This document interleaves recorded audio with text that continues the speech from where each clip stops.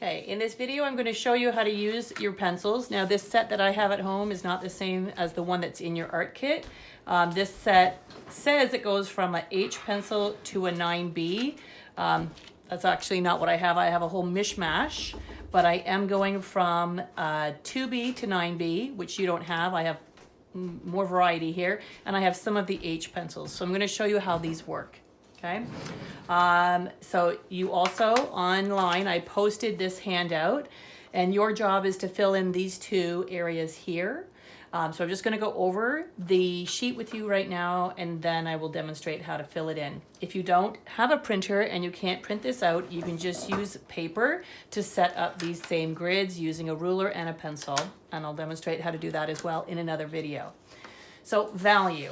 What is value? Value refers to the lightness and darkness of objects. It can be created using different achromatic media such as graphite technical pencils, graded pencils like that we have in the set that you have, and you can use markers. You can also use a ballpoint pen, and say you don't even have a black marker at home, you could just use a blue pen for the purpose of doing some of these things. And if you only have one type of pencil at home, you can get a variation of what you need for this. So value. Value is created by using varying amounts of a single media to create a range of tones from light to dark.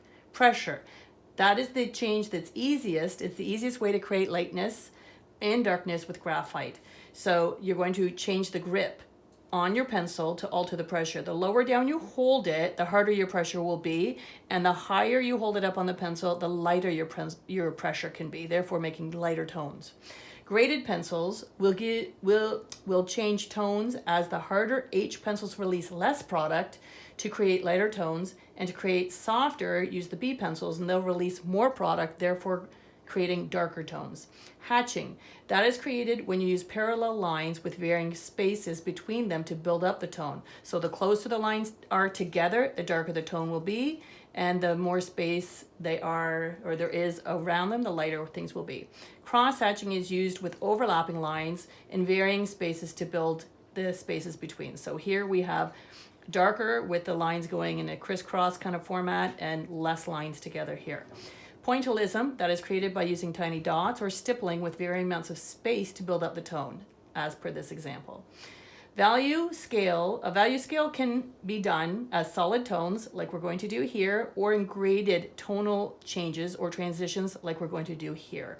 The instructions: use the media listed to create tones or transitions in the value technique listed. So I'm going to start with this one first. So here we have a lightness to darkness already set up. So I'm going to use my pencil. I'm right-handed, so I hope I don't block anything. I'm going to start in here, kind of holding the pencil how I normally would. I'm using a regular HB pencil. To cover up my gaps, I'm going to go in different directions. For our purposes of this, it doesn't really matter if you go out of the lines. Okay, now over here, I'm going to leave this pure white. So I'm going to head to the center one now, and in between here, I want this tone here to be medium between that white and this black, or the darkest that my HB will go. So there's kind of, maybe it's a little bit too light or too dark, so I'm going to darken up my dark even more because I'm going to keep comparing. Then on this next one, it's going to be darker, and I'm also trying to match the top row if I can in my approach here.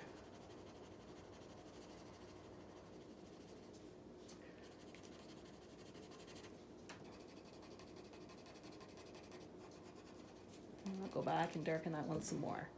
Okay, and then I go here, release the pressure, don't press as hard. I'm going in loopy circles so I can overlap my lines so they don't show. And then even lighter here, and then I'll go back to this one and pump it up just a smidge more. Okay, now I'm going to use the graded pencils to do this.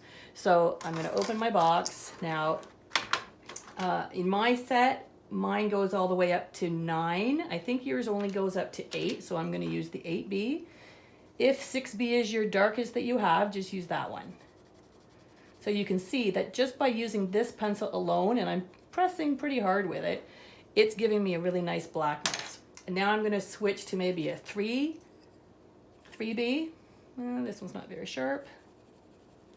And I'm going to put a medium pressure with it. you'll notice that with the pencils that are in the B zones, they will give you a more of a coarse line and a rough fill-in as opposed to the other ones that we've been using, like the H's. Okay, so now I'm gonna switch an HB or a 2 pencil is a regular HB.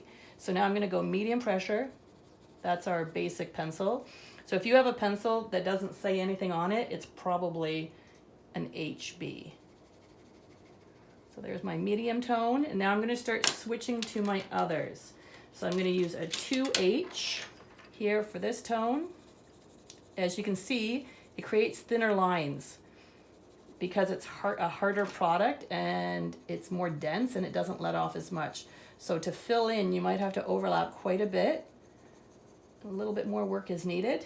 Then I'm gonna switch to this one, which is a 3H, and go even lighter.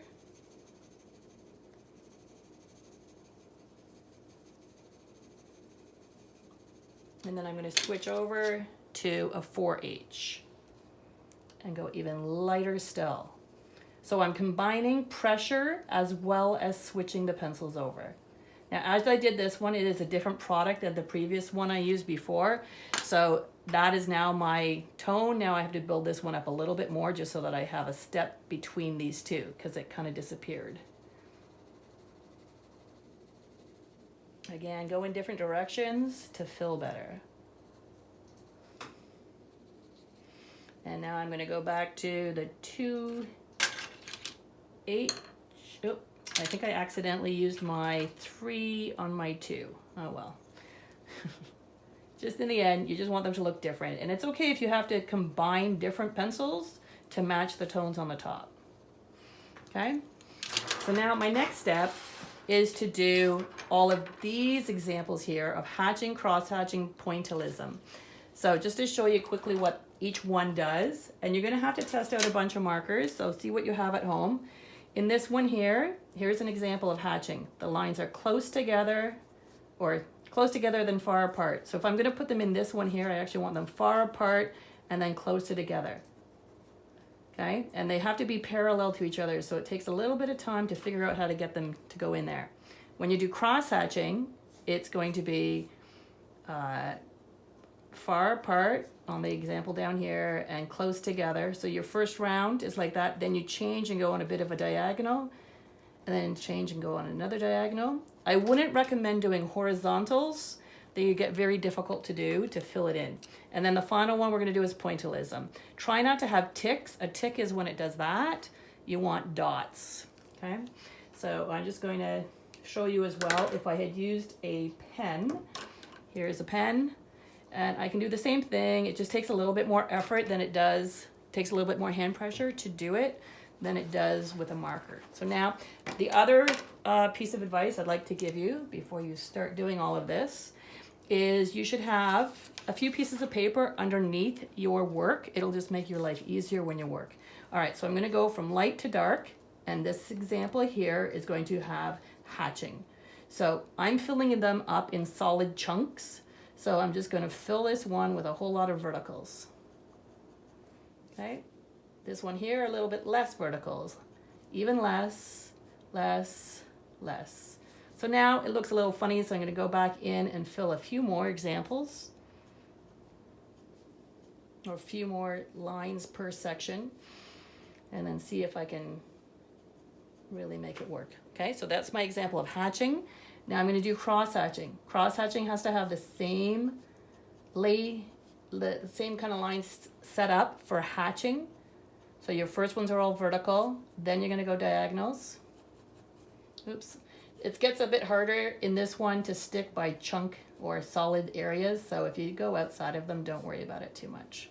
Okay, and then I'm just going to change my diagonals a little bit.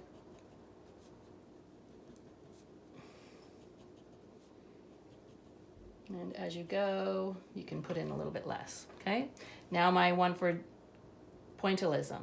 This one's going to take you a long time. So don't overdo it. You don't have to have a solid black done for your last one. I try to be random when I put the dots down, so I'm kind of like putting my hand in going in kind of circular pattern as I lay it down. And then I'm going to go back in and maybe double the amount each time that I'm putting in.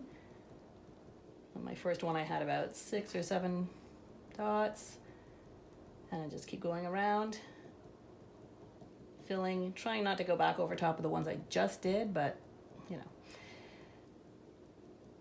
it's up to you.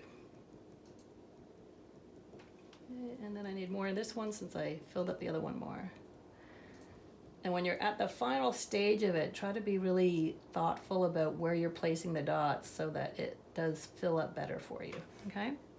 So now that whole section was done with solids. This next group is going to be done with transitions. So my first one is going to go from light to dark using just the HB pencil. And I'm going to go up and down, and as I release the pressure to the left, I'm going to loop and kind of have loopy lines that are overlapping each other. Now when I go back on the second layer, it starts to fill up better because I'm going over top and looping over.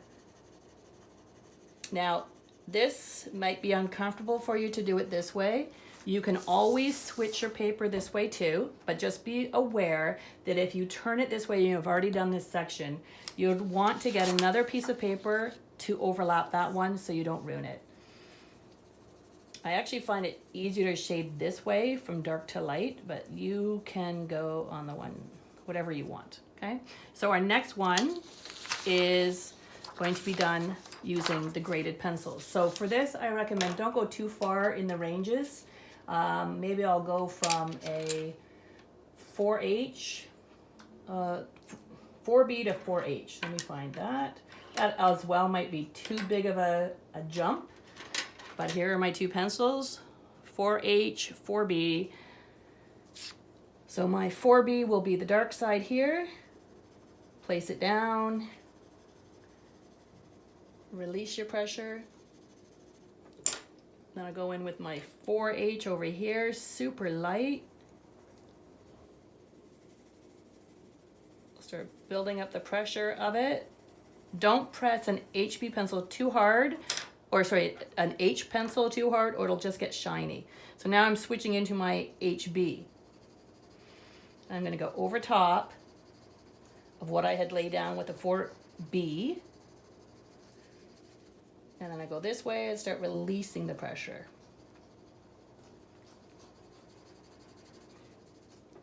Okay.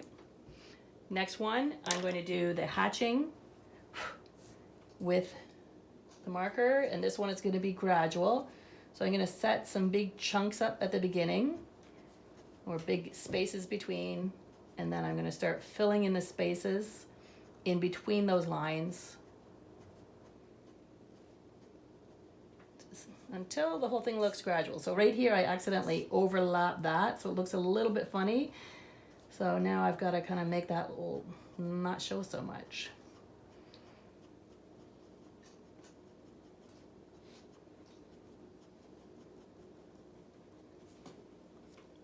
Now that looks a bit dark there.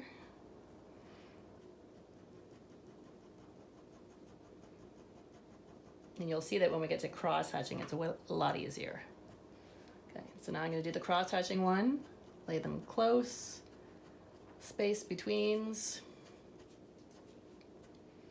Then I'm going to change and go on a diagonal. Close together, far apart. Close together, far apart. If it's more comfortable for you to keep rotating the paper as you do it, then by all means do that.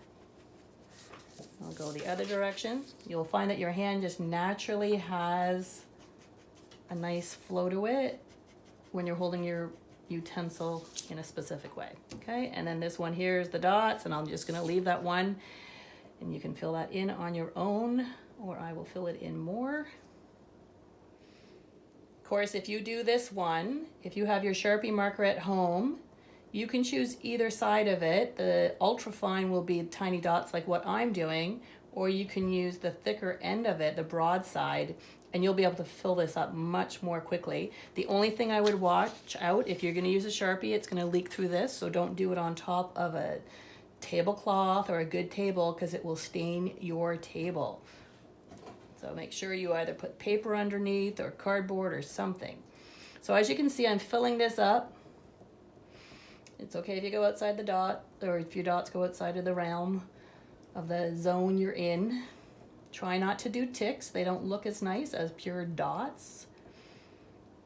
And then every once in a while, take a look at it and see. I don't know if you can tell, I've got this weird little cluster here. I want to break it up so it doesn't look so obvious. Sometimes it means you just have to put dots near it to break it up. So I've kind of hid it, but now this area here doesn't look as dark, so now I got to go in and fill that up more.